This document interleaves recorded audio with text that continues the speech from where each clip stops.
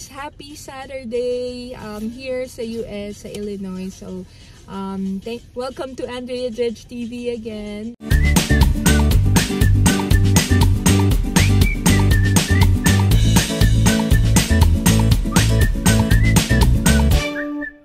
And samahan niyo ako today para sa ating garden update vlog.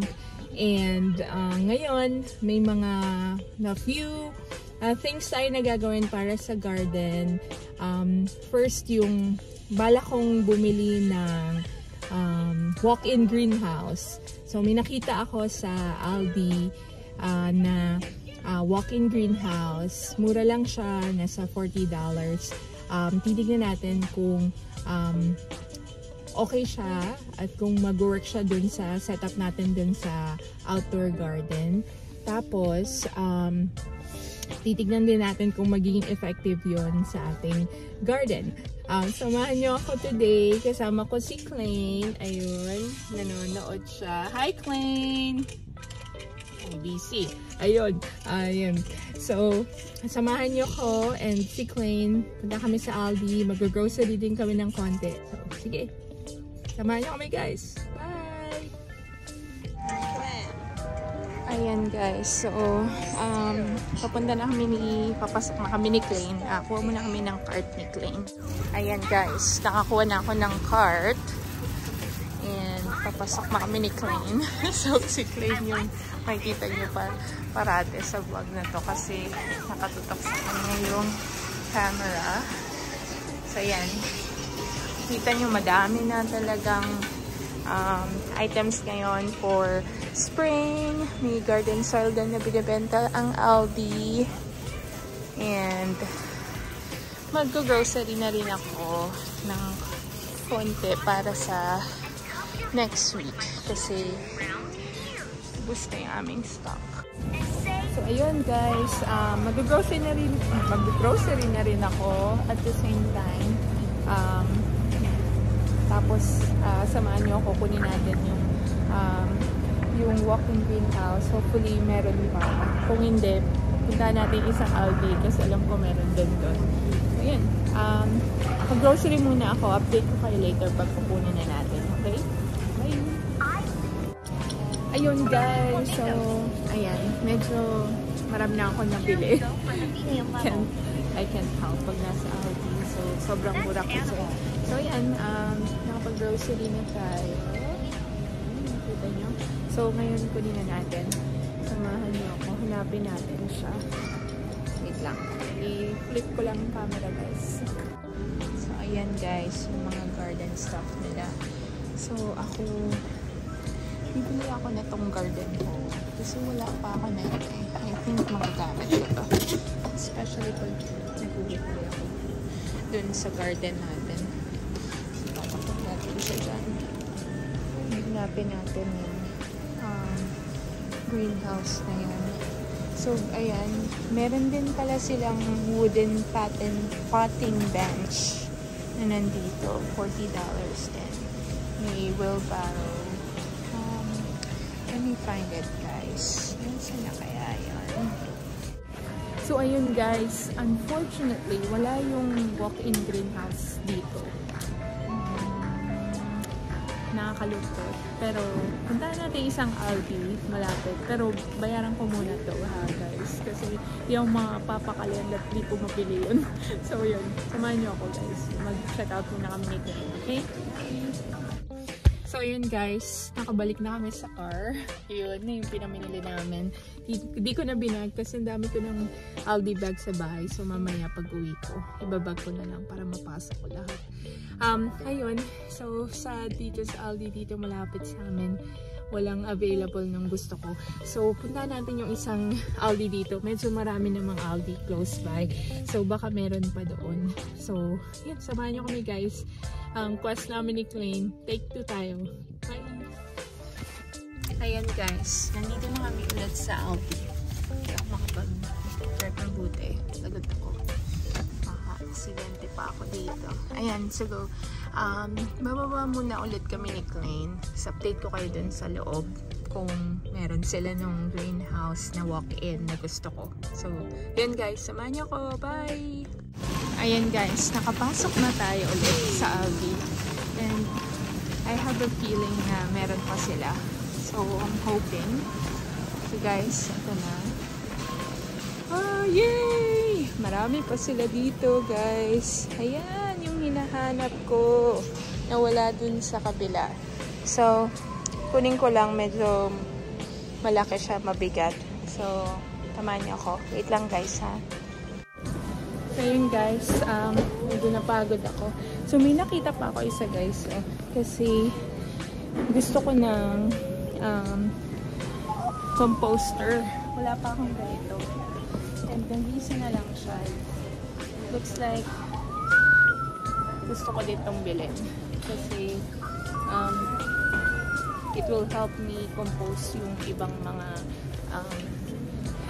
products natin na, I mean, you know, mga kailangan natin i-compose. Magagamit din natin siya sa garden.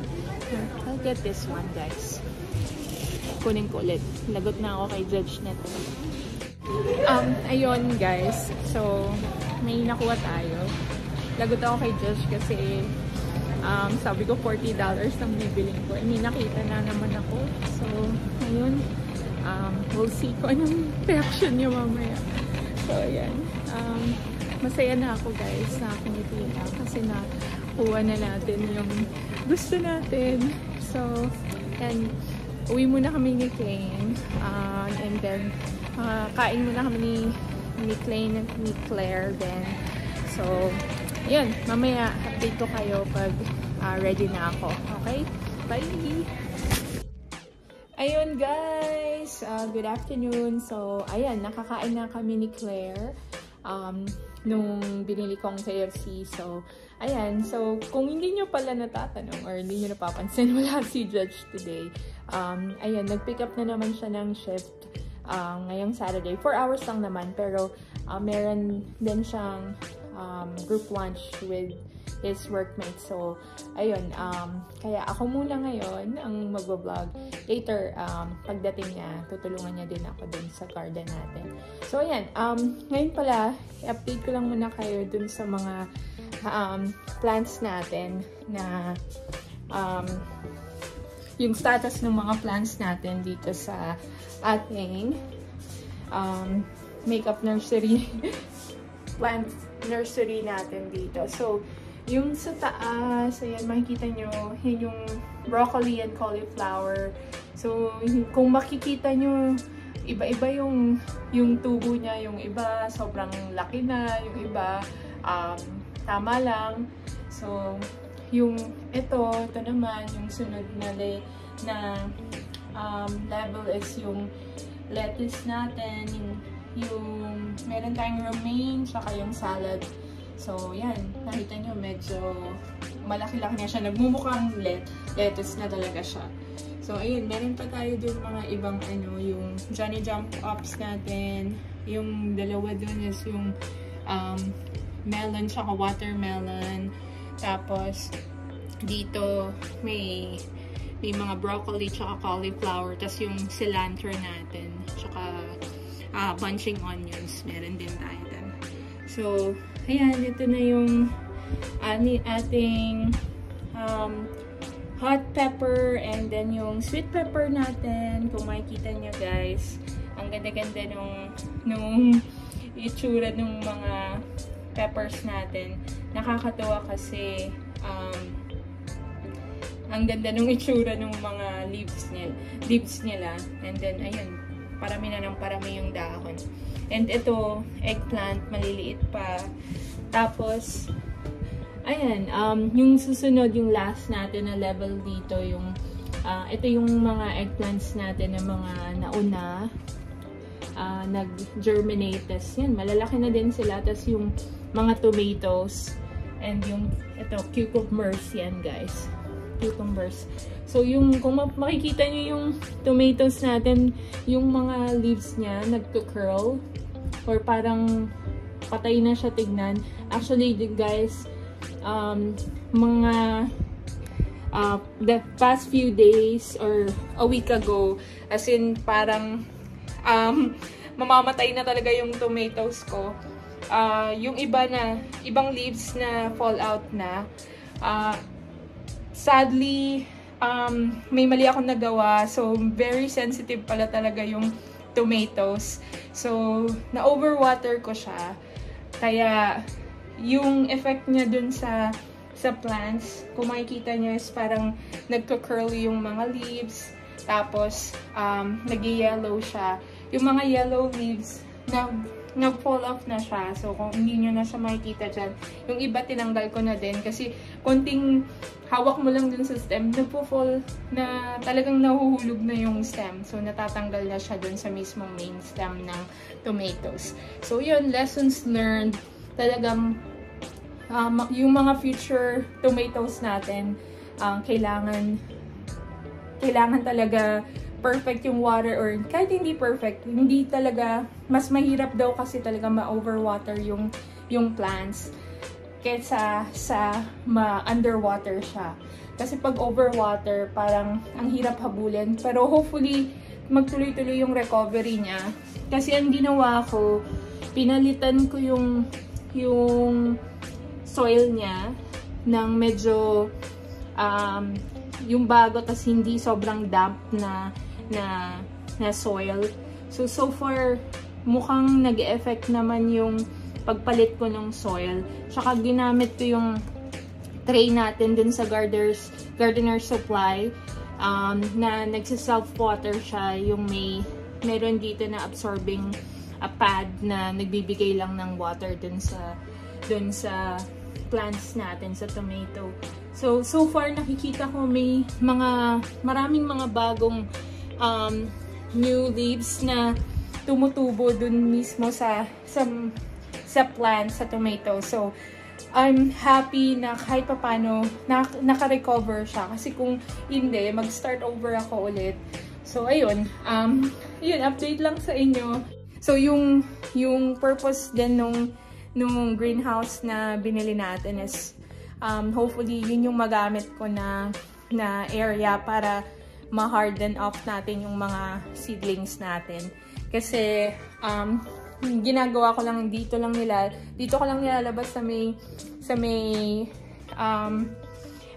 steps namin dito. Kung nakikita niyo, sobrang taas nung araw or direct sunlight yung nandyan. So, hindi maganda para sa kanila kasi sobrang magugulat sila na, direct sunlight agad. So, yung ibang lettuce leaves parang nagba-brown na. Dahil, I think, yung first day ko na ilagay ko dyan. Pero hindi naman sobrang init kagaya today. So, good thing, hindi naman, parang konting-konti lang yung mga lettuce na nagkaroon ng brown spots na dun sa leaves nila.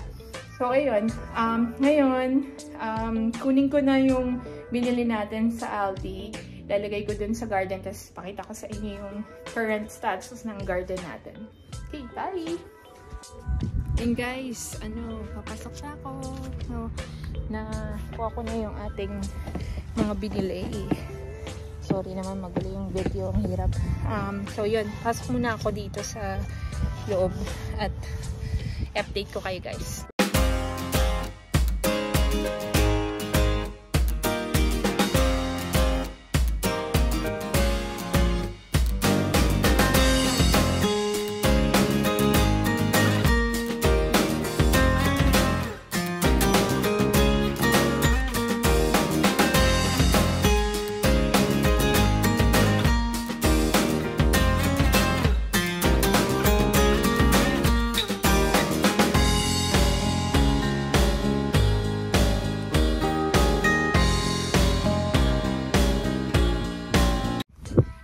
Guys, so ayan na. Kung makikita nyo na build na natin yung walk-in greenhouse. So far, madali lang naman siyang i-build. Marami lang talaga siyang parts, syempre. So ito, makita nyo, metal yan, I think. Pero for sure, pwede siyang kalawangin. hindi siya talagang stainless steel. Tapos mga itong connectors niya, plastic yan. So, hindi naman talaga siya pang matagalan talaga. With the $40 na price niya, syempre expect nyo din na hindi naman yung price niya is ganun din naman yung makukuha niya. Pero so far, yung $40 na greenhouse na to, so far for me, sturdy siya. And tignan natin kung kaya niya i-withstand yung hangin dito sa Plainfield area. So, I think it's perfect fit dito sa side na to. Kaya, ayun, happy naman ako sa itsura niya. So, mamaya, tatapusin ko pala, lagyan ko pa nung, yun, humiga na yung isa. Lalagyan ko pa nung, parang, ang tawag dito, like, grills, para din sa, parang shelves niya. So, yun, so far, nakakatawa, maganda yung build niya. Nadalian lang ako, yun, makikita niyo dun sa time-lapse. So, ayun, tingnan natin hanggang sa matapos, and, mamaya usap pa tayo. Okay, bye!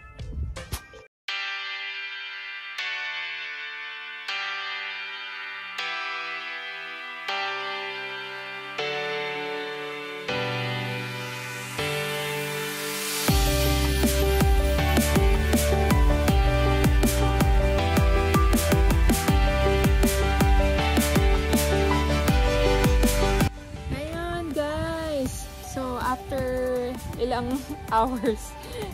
Ayan, natapos na natin lahat. Ayun, nakita niyo yung greenhouse. So, ayun yung itsura niya.